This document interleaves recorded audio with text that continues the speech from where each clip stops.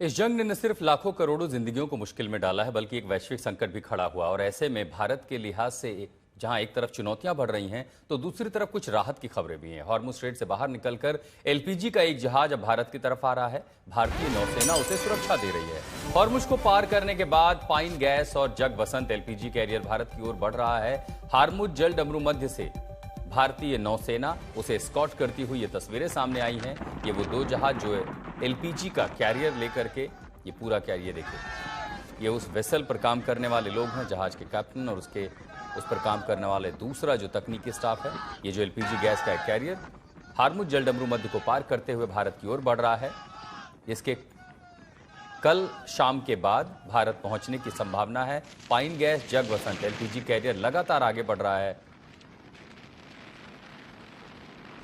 मध्य Asia में युद्ध के बिगड़ते हालात के बीच भारत के लिए राहत की बात यह है कि हॉर्मुज से भारत के जो मालवाहक जहाज हैं वो वहां से निकल पा रहे हैं। और अभी भारतीय नौसेना की निगरानी में दो बड़े गैस के एलपीजी गैस के जो कैरियर हैं, पाइन गैस और जग वसंत, वो अब हॉर्मुज से होते हुए भारत की सरहद की तरफ आगे बढ़ रहे हैं। इस बीच प्रधानमंत्री नरेंद्र मोदी ने पहले लोकसभा में और राज्यसभा में हालात को लेकर जानकारी दी। उन्होंने सरकार की तैयारियों को लेकर बताया, सरकार किस तरह से इस मामले को लेकर सजग है, सतर्क है।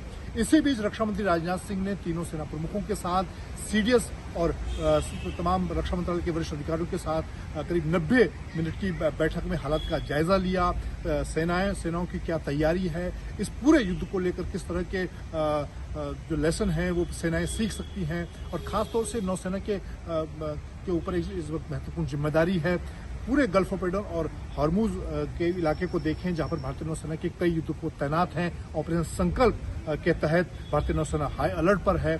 और हॉर्मुज से जो मालवाहक तेल के जहाज हैं, एलपीजी गैस के बड़े कैरियर हैं, फर्टिलाइजर के बड़े कैरियर हैं, उनको सुरक्षित भारत की सरहद में लाने की जिम्मेदारी भारतीय नौसेना के पास है।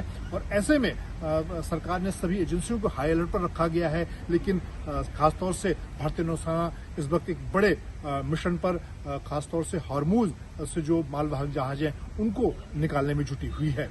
दिल्ली से मंजीत नेगी, आज तक।